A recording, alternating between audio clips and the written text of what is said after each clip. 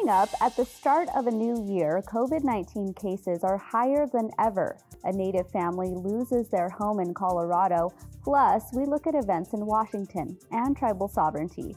I am Aaliyah Chavez. Join us for those interviews plus headlines from the ICT Newscast. Arizona State University welcomes 3,500 Indigenous students from Arizona and across the nation. It serves one of the largest populations of Indigenous students among U.S. colleges and universities. We created a sense of place for tribal nations to create futures of their own making through community outreach and research, taught by world-class Indigenous faculty where they see a reflection of themselves and their experiences. Find community at ASU.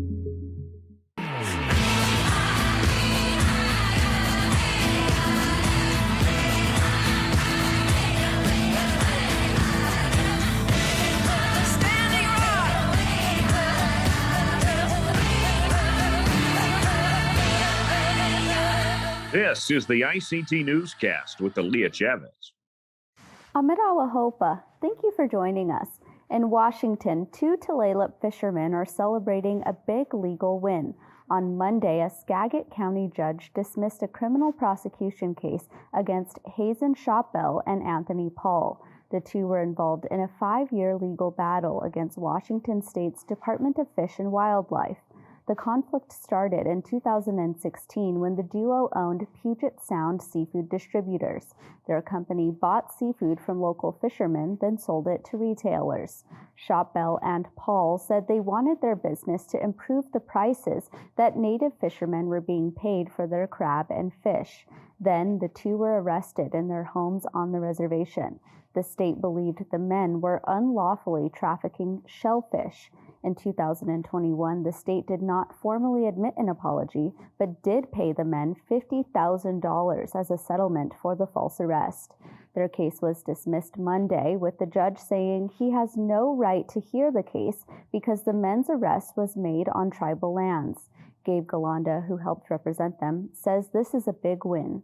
They were doing this not just for themselves and their tribe, but for their kids and the next generations, because they truly believe this was a threat to their existence, threat to the Treaty of 1855, a threat to US v. Washington, and a threat to their children. So they're over the moon ecstatic for what they've done, not just for themselves and their families, but for what they've done for their own tribe and all the treaty tribes. Moving forward, the state could appeal the decision and would have 30 days to do so. In Denver, the American Indian College Fund is using major funding to create a future with more Indigenous teachers. On Tuesday, the organization announced it is investing $2.25 million into tribal colleges and universities. 5 of these institutions have been pre-selected for their teacher education programs, which include recruitment of potential students, education, and teaching certification programs. The College Fund says this idea came because there is a need for more Native educators. According to the U.S. Education Department, Native teachers make up just 1% of all educators in the country. Emily Whitehat is the program director of the project. She shares more. Having Native elders come in, Lakota elders come into the school and to share our history and our culture with us, that all helped me continue to be an advocate and to be somebody who carried on our traditional knowledge and our culture, because it was something that was happening in the everyday school system. The project will last over the course of the next 2.5 years. In Cleveland, Ohio, the Indigenous community is working to be seen as more than just history. Most educational curriculums teach about Native people during the early days of European settlement, including wars. Nearly 87% of the content taught about Native people is through a pre-1900s context, according to a 2015 study by Penn State. Members of Cleveland's Indigenous community, like Cynthia Connolly, say it is time to look at school curriculums to make changes. I think the easiest way for parents and educators right now, look at your own school. What authors do you have on the bookshelf? Do you have any contemporary Native authors on your bookshelf? And this is from pre-K through college. Do you have contemporary Native authors on your bookshelf? Connolly says there are a lot of resources out there that are just a quick web search away. One of Indian country's most beloved leaders is ready to be minted. The coin dedicated to Wilma Mankiller has been chosen. Mankiller is one of 5 women to appear on the new American Women's Quarters program. The Cherokee leader will be shown wrapped in a shawl with the 7-pointed star of the Cherokee Nation to the right. Cherokee Nation, written in the nation's syllabary, will also be on the coin below her name. Mankiller was a Medal of Freedom winner and a longtime champion of the rights of Indigenous people and women. She was elected chief in 1985 and led the Cherokees for a decade. The Wilma Mankiller Quarter will begin circulating later this year. And those are the headlines for the ICT Newscast. I am Aaliyah Chavez. Coming up, a Native family loses their home to fire in Colorado. Elected leaders look to the new year. But first, a new COVID variant hits Indian country hard.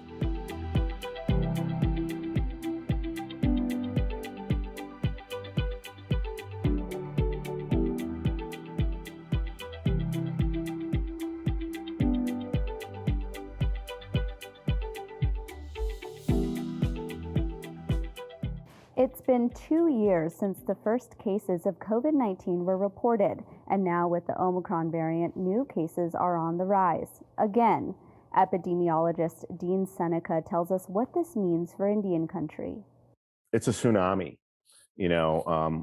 Along with the rest of the nation, cases are also rising throughout Indian country. For last week, for example, IHS reported about a weekly average of 2,500 new cases. As of this week, that number went up to 6,700. So we are definitely part of this tsunami that is happening throughout the country. Also to note, remember, our reporting systems are extra slow in Indian country. So my assumption is that those cases are much higher. What do we know about Omicron? I think what we're finding out, there's a couple things that are not being reported. Everyone is saying, well, Omicron is less severe than the other strains, and we're finding a little bit about that right now. So yes, we are seeing that it is less severe, but what we're also finding out that isn't being reported, that people are a little sicker longer, right? And, this is very concerning, right? Especially as CDC has, changed its policy from a 10-day isolation to a 5-day isolation, right? Did they change that policy based on studies from the Delta variant and not really understanding Omicron? I think that's what happened. That's something that as a scientist, I can't agree with, because if people are staying sicker longer, that means that their infectious abilities to impact others is different, right? If they are less severe, that means that from Omicron, that means that the virus doesn't really kick in for a few days. And according to the change in the CDC policy, they're saying, well, we're able to detect people when they're sick early. And I would have to argue that's just not the case. So that is something of a major concern regarding what's going on policy-wise related to Omicron.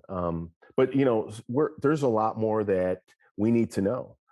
For example, the studies in South Africa showed that, yes, there was huge increases when cases started to come down. They didn't come down immediately.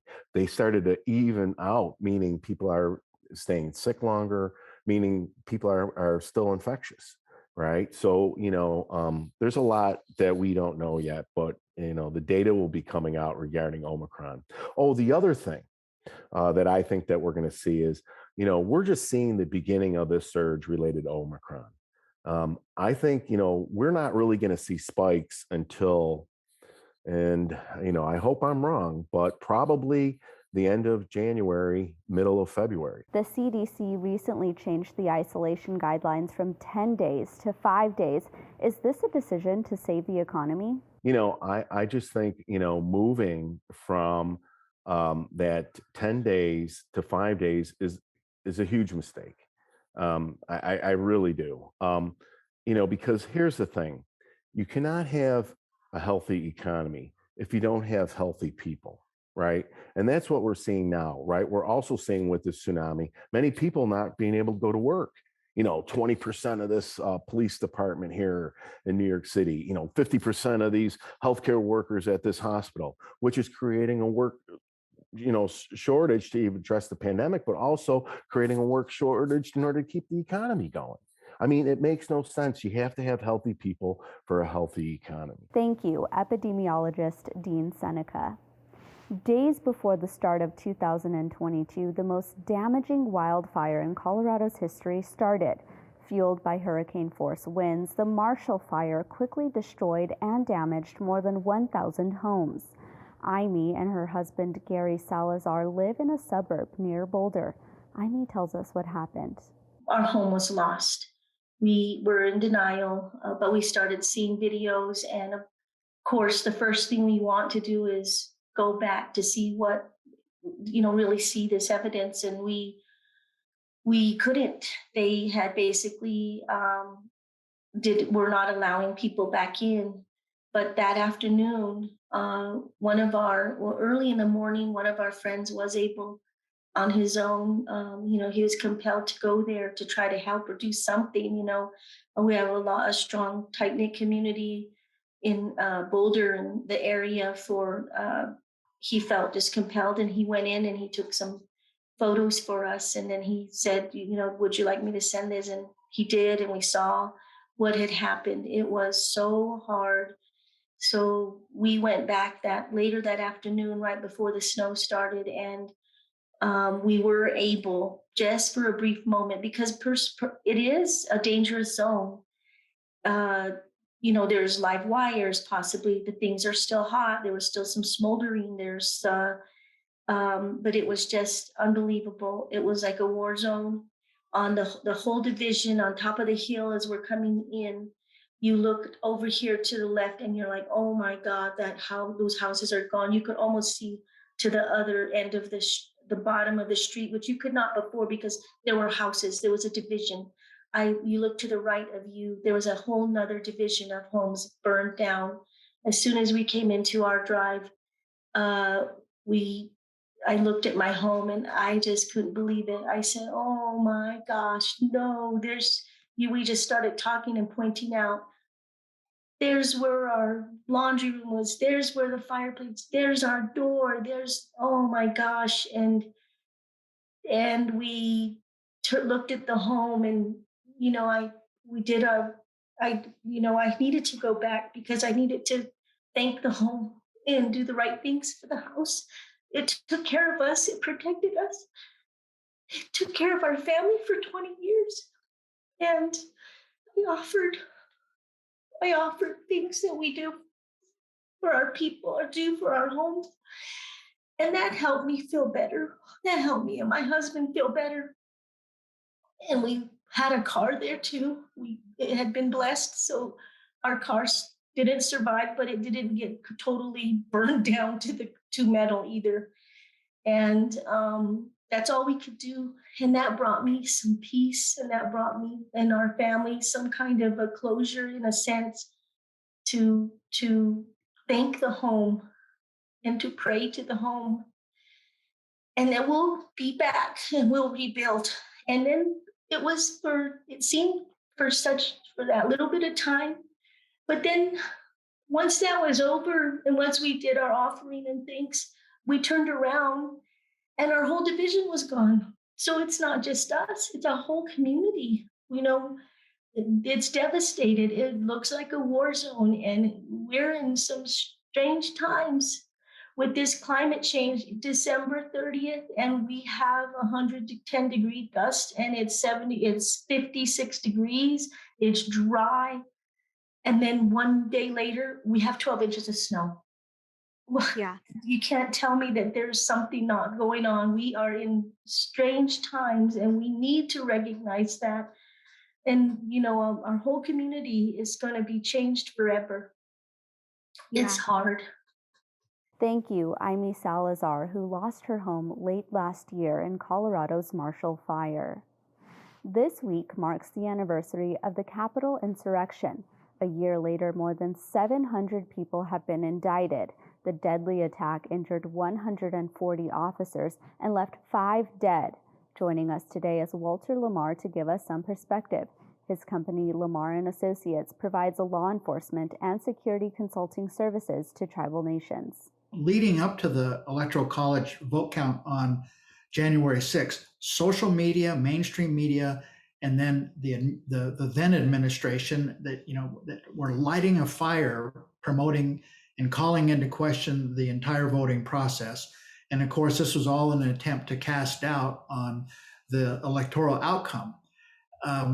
This huge rally was planned, and as it turns out, we know now there were folks from just about every state in the nation that showed up, and they had a solid, unwavering belief that the election was rigged, their candidate robbed.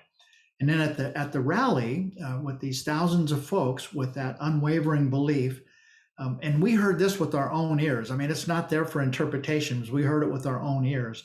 The then president and his minions inciting the crowd, working these folks into a fervor, then urging them to march on the Capitol, fight to stop the steal. There's not much interpretation because we heard it with our own ears. And then we saw with our own eyes the attack.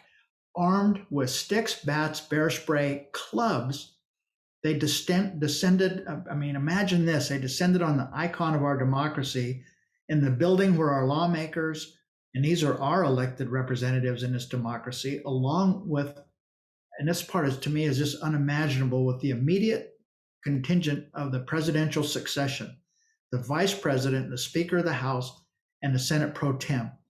Yet this mob with their sticks and clubs quickly overran this security force and they gained entry.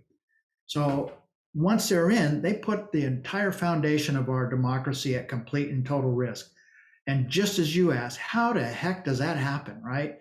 Everybody's calling for truth and accountability. But, let's get to the truth. Let's hold people accountable. And of course, you talk about the Congressional Select Committee, and the one who they would like to hold most accountable is the one who once said, I could stand in the middle of Fifth Avenue and shoot someone and still get elected. And this is who they want to, of course, hold accountable. The FBI has charged 725 of these riot participants. And as I said, a number of inspector generals are investigating. So the truth may come, and even some measure of accountability. But despite that, it remains that division, hate, and distrust is still thick in the air. And all we got to do is look at social media, and violent rhetoric is becoming normalized. We hear it almost every day. Our right and ability to vote is being ambushed. In this country, just as you said at the beginning, we've always touted and taken for granted that our democracy continues uninterrupted through a peaceful transition of power. And we've touted that, and we've relied on that. And this day last year called even that basic notion into question. So when I look at this attack, the things that you were talking about leading up, as I try to break it down simply: complacency, complicity, competence, and coordination. Lamar put this into perspective for Indian country. So let's look at this in comparison and contextualize this. Missing and murdered in Indian country, our law enforcement programs are suffering.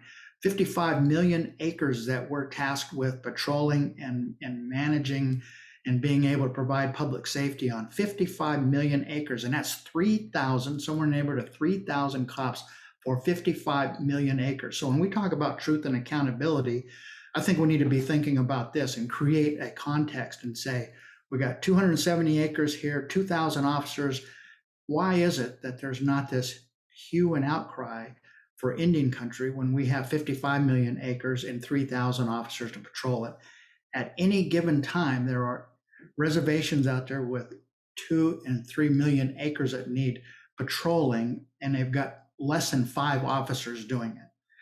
That's the tragedy. And that's one of the things that we in Indian country need to be looking at, in addition to obviously making sure that the proper emphasis placed on protecting the capital of this country. Walter Lamar on the Capitol insurrection. Fawn Sharp has led the National Congress of American Indians since 2019. She updates us on the relationships tribes now have with the federal government. certainly under the Biden administration, the relationship that we have with the United States is one in which we are directly engaged. We have been working with this administration on contending with the impacts of not only a global pandemic, but restoring our standing with respect to treaty rights, with respect to sacred sites, with respect to our standing to have a decisive say on these critically important issues. And this administration has been responding at every turn and in every corner on the agenda that we are advancing through the National Congress of American Indians. So it's quite exciting to be able to look at the issues that confront Indian country, as well as our friends, allies, neighbors all across the United States, to have an administration that not only hears and understands the challenges that we're facing, but to look from our perspective and to understand our vision for how we want to confront those challenges, and then enlist all of the federal families behind our vision of how we want to address the challenges facing Indian country, because they're unique and they really need to know and understand our perspective if we're to truly solve some of these challenges. And so my message is to be hopeful and optimistic.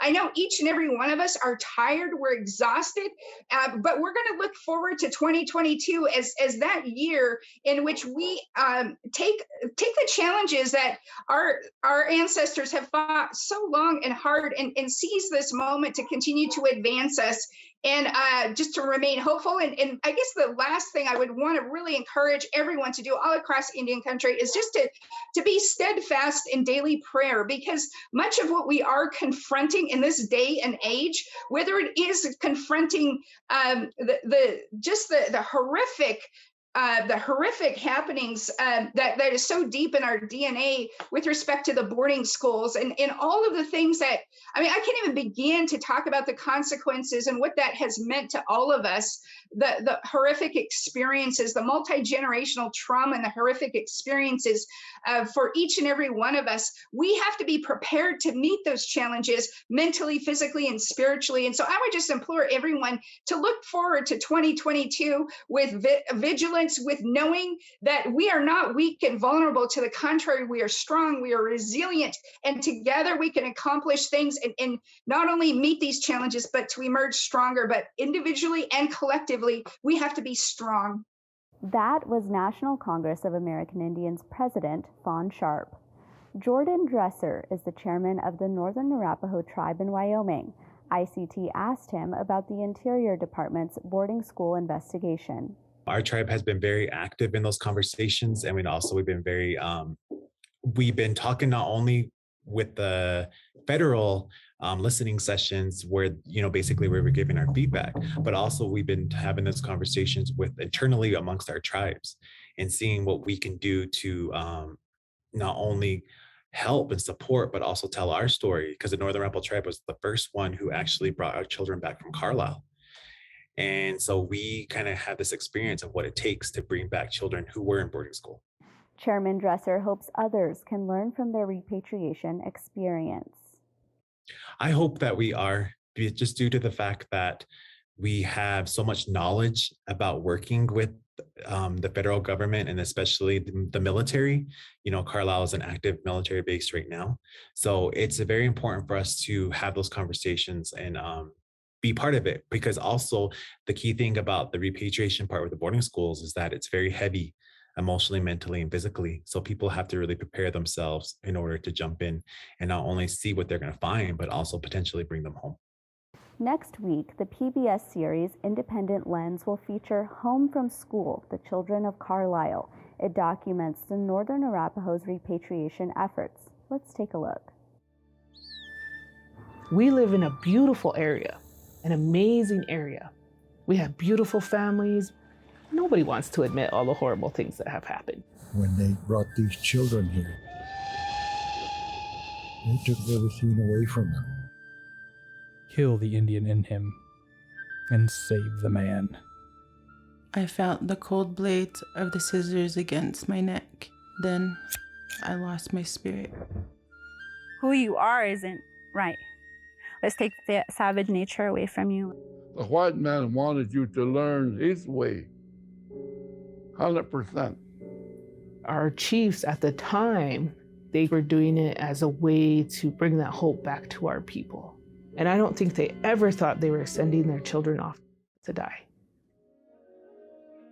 I want everybody to know what happened to our children in those boarding schools. I walked in that cemetery where they were buried, and then I could feel the pain and that heavy heart. They're buried back in the 1800s. They've been here too long. It's time for them to go home. I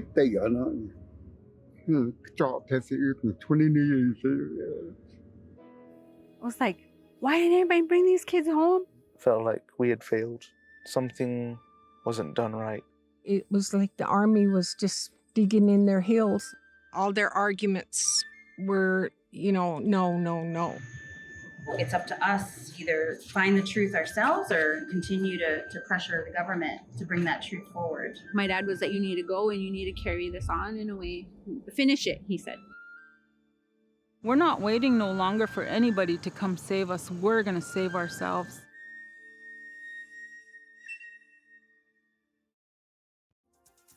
And that's a slice of our Indigenous world. Visit IndianCountryToday.com to learn more. Stay safe, my relatives, and thank you for watching. I am Aaliyah Chavez. Sometimes you got to take a stand just because you know you can. Oh, you got to run, you got to run.